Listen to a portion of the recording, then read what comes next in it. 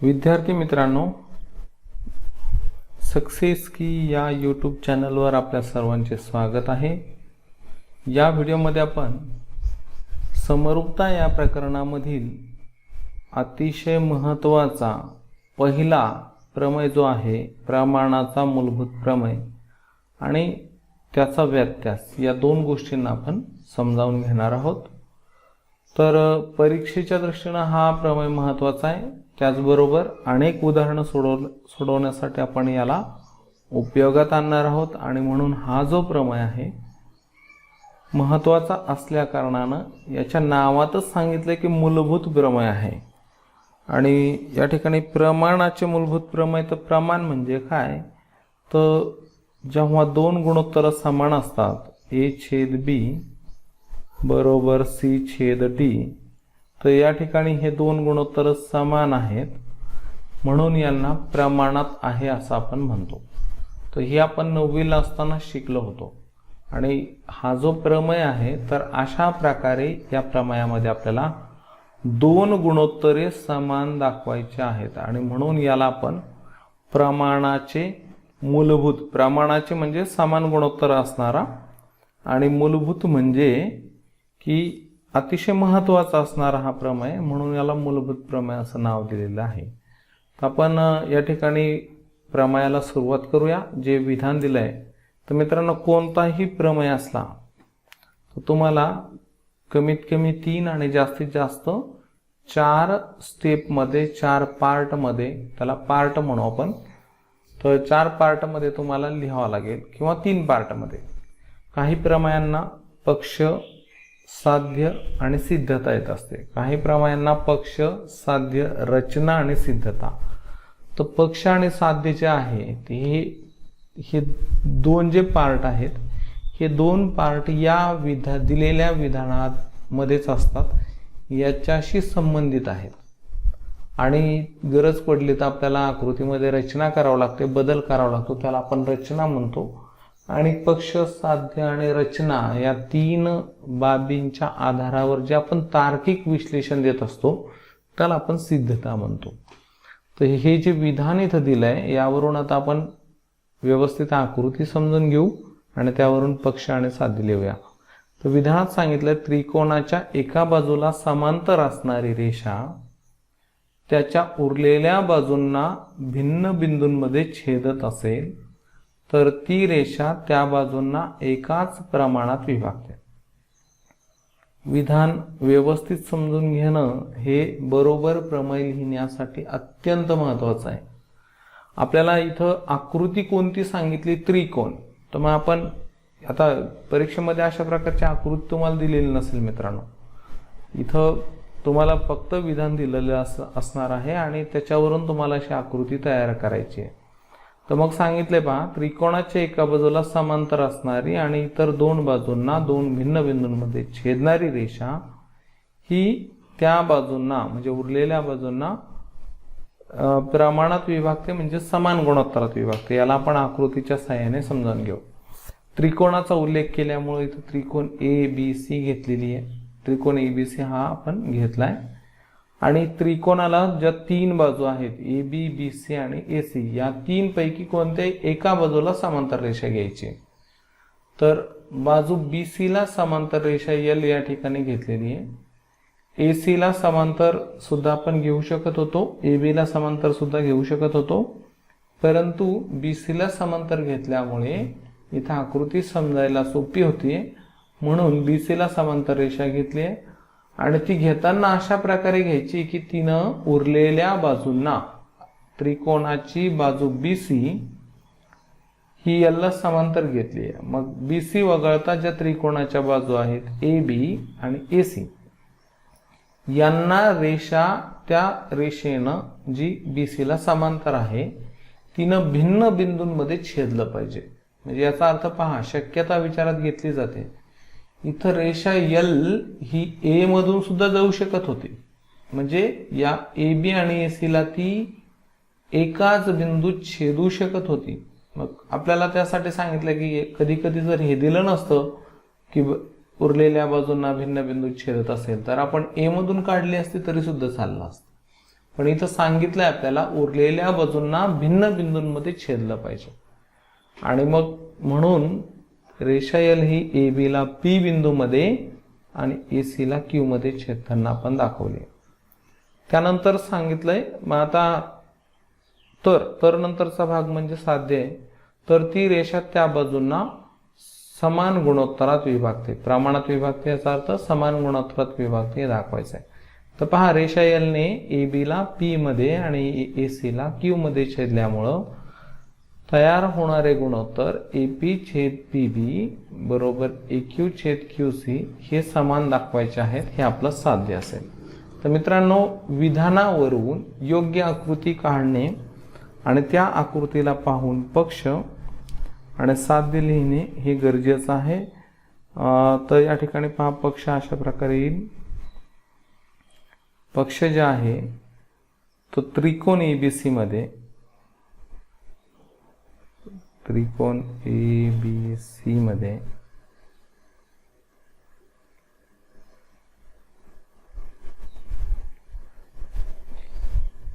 इथं रेषा यल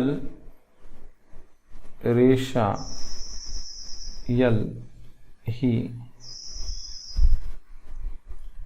बाजू BC ला समांतर असून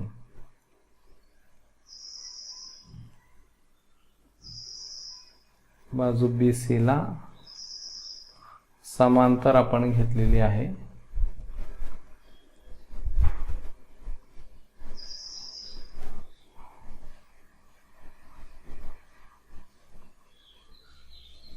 समांतर असून ती बाजू AB व AC ला बाजू AB व AC ला अनुक्रमे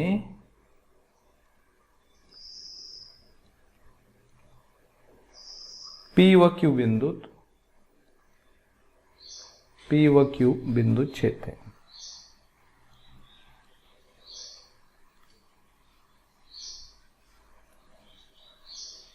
छेदते. तर मित्रांनो, या प्रमेयाचं हे आहे पक्ष. पक्ष कसं आपण लिहिलंय तर हे लक्षात घ्या. विधानाला समजून घेऊन आकृती काढलेली आहे आणि त्या आकृतीचं निरीक्षण करून आपण त्याला शब्दामध्ये लिहिलं म्हणजेच आपल्याला पक्ष मिळालाय. त्रिकोण EBC मध्ये रेषा एल ही BC ला समांतर असून बाजू AB ला P बिंदूत आणि AC ला Q बिंदूत छेदते असं आपण पक्षात लिहिलंय. आता या ठिकाणी आपल्याला जे साध्य दाखवायचंय तर साध्य आहे आपलं, साध्यामध्ये या P बिंदूनं AB चे जे दोन भाग केले त्यांचं गुणोत्तर म्हणजे AP छेद PB हे गुणोत्तर Q बिंदूनं AC चे जे दोन भाग केले AQ छेद QC यांना समान आहे हे आपल्याला दाखवायचं आहे. तर हे झालं प्रमेयाचं साध्य. तर नंतर दिलेल्या विधानात पहा, तर ती रेषा म्हणजे रेषा एल त्या बाजूंना म्हणजे AB आणि AC ला समान गुणोत्तरात विभागते म्हणजेच प्रमाणात विभागते हे आपल्याला दाखवायचं होतं. तर या ठिकाणी रचना सुद्धा आपल्याला आवश्यक आहे. रचना जी आहे तर इथं आपण काय केलेलं आहे, रचनेमध्ये रेख बघा, इथं रेख PC आणि रेख BQ काढलेले आहेत. रेख PC आणि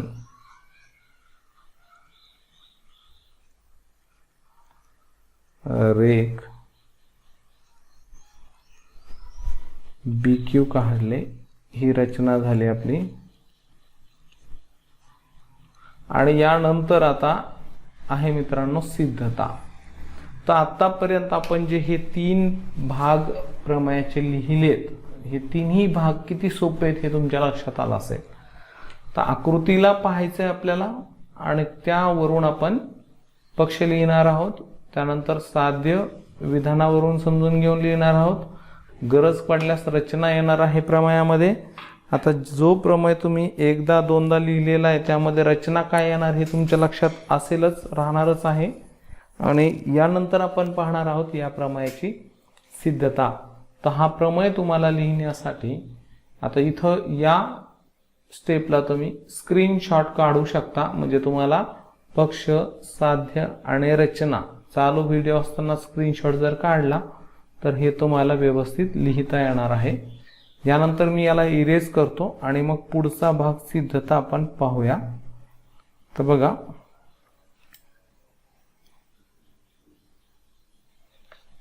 सिद्धता देखील अतिशय सोपी आहे. पण सिद्धता मित्रांनो, या अगोदर आपण प्रकरणाच्या सुरुवातीला दोन त्रिकोणांच्या क्षेत्रफळांच्या गुणोत्तरांचे गुणधर्म शिकलो. ते 4 गुणधर्म होते आणि ते 4 गुणधर्म म्हणजे त्यापैकी काही गुणधर्म इथं आपल्याला वापरायचे आहेत आणि मग सिद्धता आपल्याला लिहायची आहे. तर बघूया सिद्धतेमध्ये प्रमेयाची जी सिद्धता आहे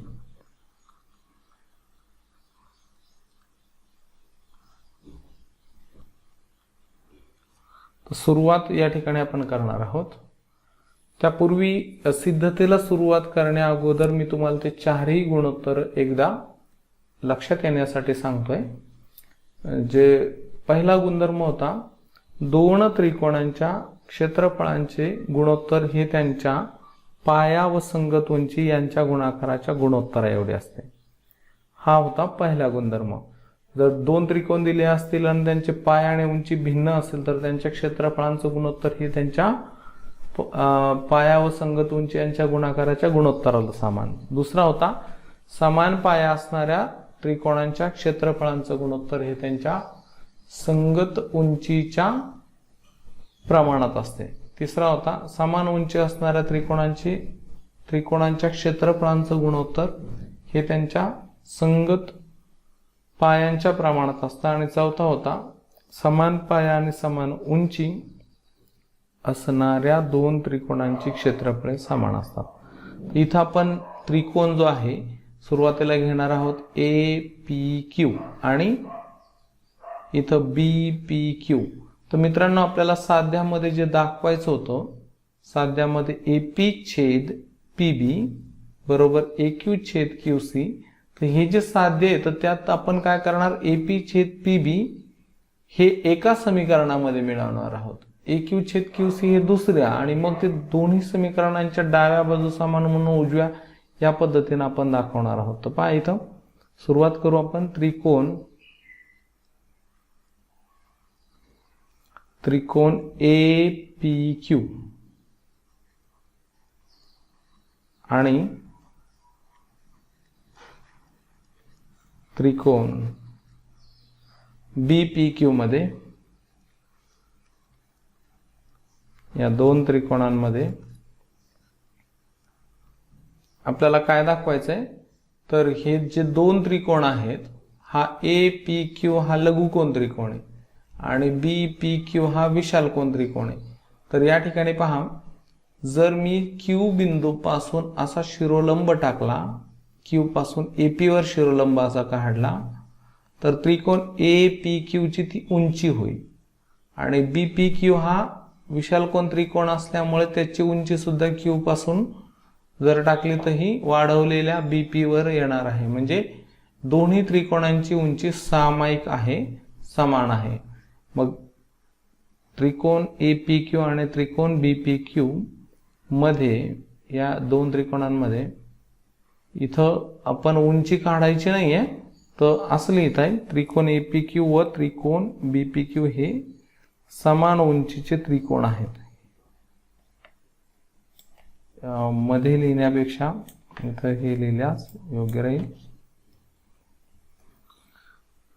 हे दोन्ही त्रिकोण जे आहेत समान उंचीचे त्रिकोण आहेत आणि हे जर समान उंचीचे त्रिकोण असतील तर मग आत्ताच सांगितलेल्या गुणधर्मानुसार समान उंची असणाऱ्या दोन त्रिकोणांच्या क्षेत्रफळांचं गुणोत्तर हे त्यांच्या संगत पायांच्या गुणोत्तराला समान होईल. मग Q पासून उंची जर समान असेल तर AP छेद PB हे गुणोत्तर संगत पायांचं असेल. आणि म्हणून इथं आपण लिहिणार आहोत एरिया त्रिकोण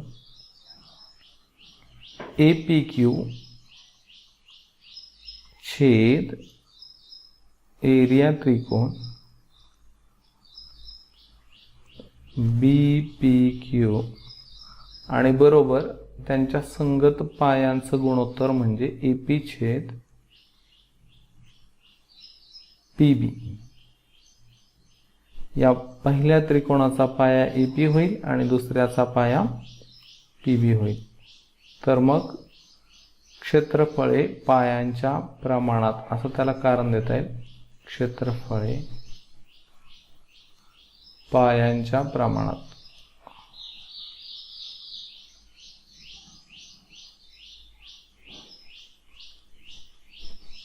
समीकरण नंबर 1 आपण इथं देऊया. मग तसेच दुसऱ्या त्रिकोण, आता जे दुसरे त्रिकोण घेणार आहोत पहा, लक्षात घ्या त्रिकोण APQ आणि BPQ हे घेतल्यामुळे आपल्याला AP छेद PB हे गुणोत्तर मिळालं आहे. मग जर आता त्रिकोण APQ आणि CPQ हे जर घेतले तर AQ छेद QC हे गुणोत्तर मिळेल. म्हणून इथे लिहूया तसेच त्रिकोण APQ आणि त्रिकोण CPQ हे समान उंचीचे त्रिकोण आहेत. हे देखील समान उंचीचे त्रिकोण आहेत. समान उंचीचे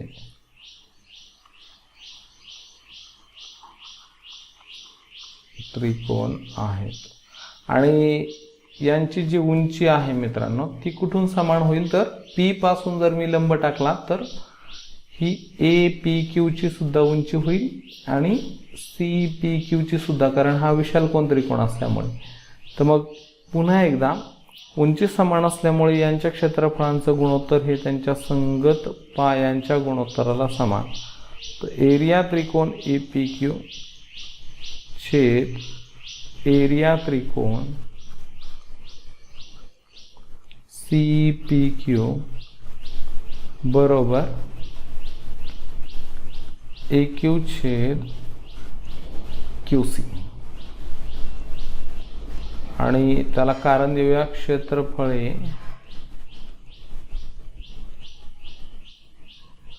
पायांच्या प्रमाणात.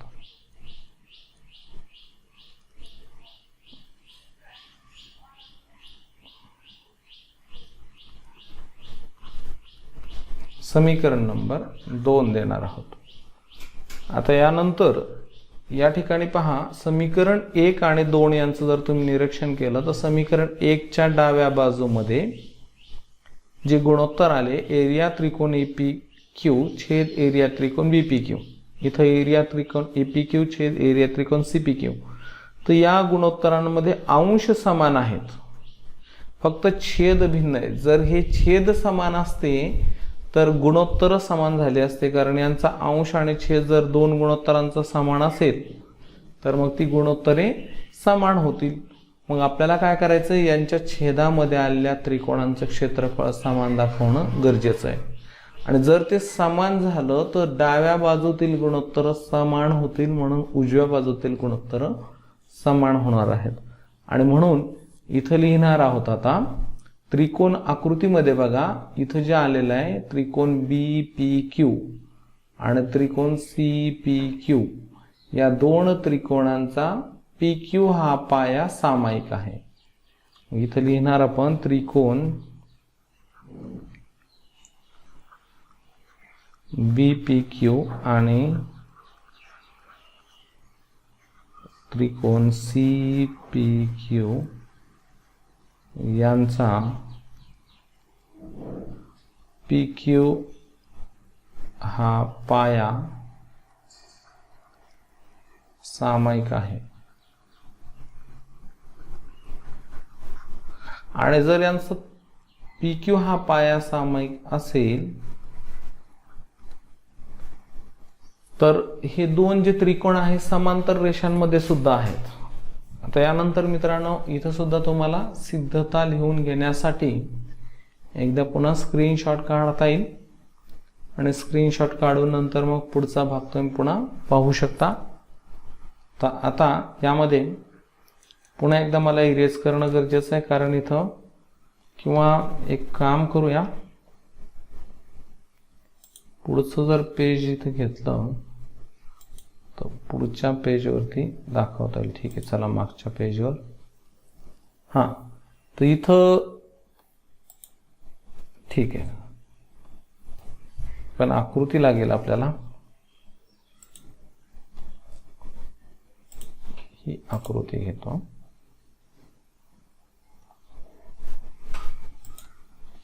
आणि त्यानंतर आता इथं आपल्याला ठीक आहे चला लिहिता येईल. तर इथं आपण समीकरण 1 जे आपण पहिल्या पेजवरती दाखवलं होतं ते होतं एरिया त्रिकोण APQ छेद एरिया त्रिकोण BPQ बरोबर AP छेद PB. 2 जे समीकरण होतं एरिया त्रिकोण APQ छेद एरिया त्रिकोण CPQ बरोबर AQ छेद QC. पण नंतर लिहिलं होतं आता त्रिकोण BPQ आणि त्रिकोण CPQ यांचा PQ हा पाया सामायिक आहे. तसेच पुढे येईल आता तसेच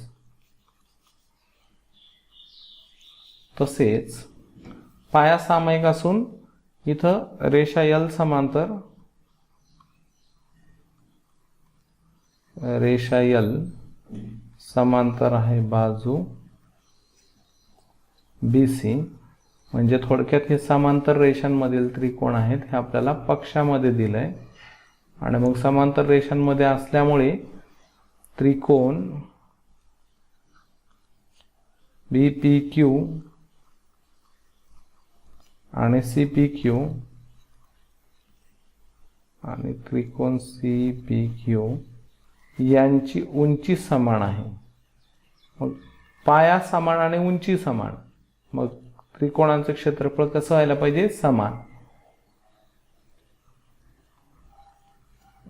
यांची उंची समान आहे आणि म्हणून समान पाया आणि समान उंची असणारे त्रिकोण असल्यामुळे एरिया त्रिकोण BPQ बरोबर आहे एरिया त्रिकोण CPQ. आणि समीकरण नंबर याला 3 देणार आहोत. आता समीकरण 1, 2 आणि 3 यांचं निरीक्षण करा. 1 आणि 2 बघा, एरिया त्रिकोण APQ छेद एरिया त्रिकोण BPQ बरोबर AP छेद PB. 2 मध्ये एरिया त्रिकोण APQ छेद CPQ आणि 3 मध्ये म्हणजे थोडक्यात समीकरण 1 आणि 2च्या डाव्या बाजूमध्ये जे दोन गुणोत्तर आले त्यांचा छेद समीकरण 3 मध्ये समान आहे आणि म्हणून समीकरण 1, 2 आणि 3 वरून समीकरण 1 आणि 2च्या डाव्या बाजू समान होतील. तर मग आपल्याला दाखवता येईल, म्हणून समीकरण 1, 2 व 3 वरून एरिया त्रिकोण APQ छेदामध्ये एरिया त्रिकोण BPQ बरोबर एरिया त्रिकोण APQ छेदामध्ये एरिया त्रिकोण CPQ आणि कारण आहे समीकरण 1, 2 व 3 वरून. आणि मग असं जर आहे तर या ठिकाणी आपण काय करूया, याला समीकरण नंबर 4 देऊ. समीकरण 4. मग आता समीकरण 1, 2 आणि 4 नुसार पहा, समीकरण 1 आणि 2च्या डाव्या बाजू 4 मध्ये समान आल्या म्हणून त्यांच्या उजव्या बाजू समान होईल. म्हणजेच आपल्याला गुणोत्तर मिळणार आहेत AP छेद PB बरोबर AQ छेद QC.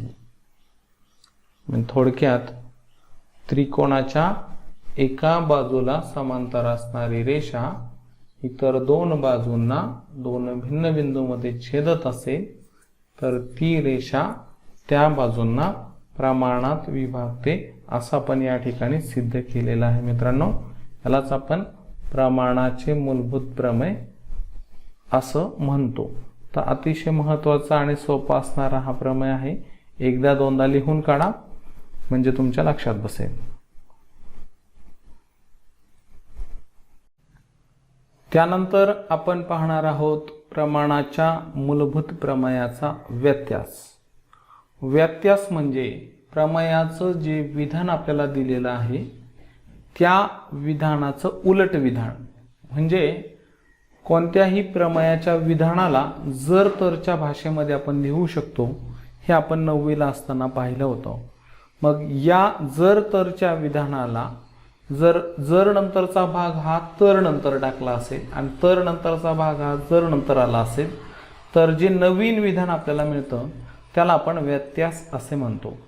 आता या ठिकाणी अगोदर आपण जो प्रमाणाचा मूलभूत प्रमेय शिकलो त्यामध्ये आपण शिकलो की त्रिकोणाच्या एका बाजूला समांतर असणारी रेषा ही इतर दोन बाजूंना दोन भिन्न बिंदूंमध्ये छेदत असेल तर ती रेषा त्या बाजूंना प्रमाणात विभागते, हे आपल्याला दाखवायचे आहे. मग आता हे जे विधान आहे याचं उलट विधान म्हणजे त्याचा व्यत्यास झाला.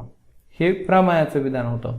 मग इथं काय होईल, जर एखादी रेषा त्रिकोणाच्या दोन बाजूंना, कारण याचा उल्लेख आपण शेवटी केला होता, जर एखादी रेषा त्रिकोणाच्या दोन बाजूंना समान गुणोत्तरामध्ये छेदत असेल तर ती रेषा त्या त्रिकोणाच्या तिसऱ्या बाजूला समांतर असते, हे आपल्याला दाखवायचं आहे.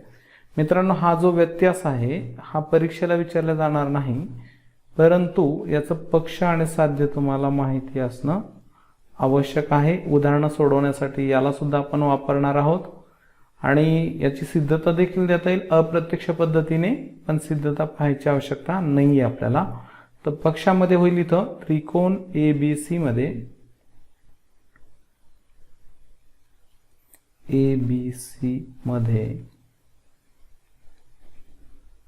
रेषा L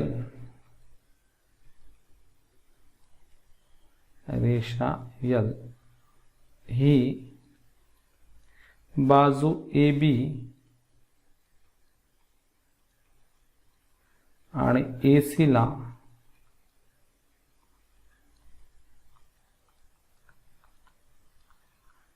अनुक्रमे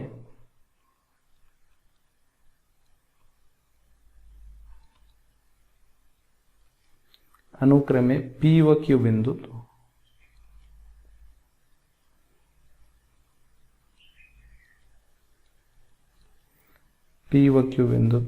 अशी छेदते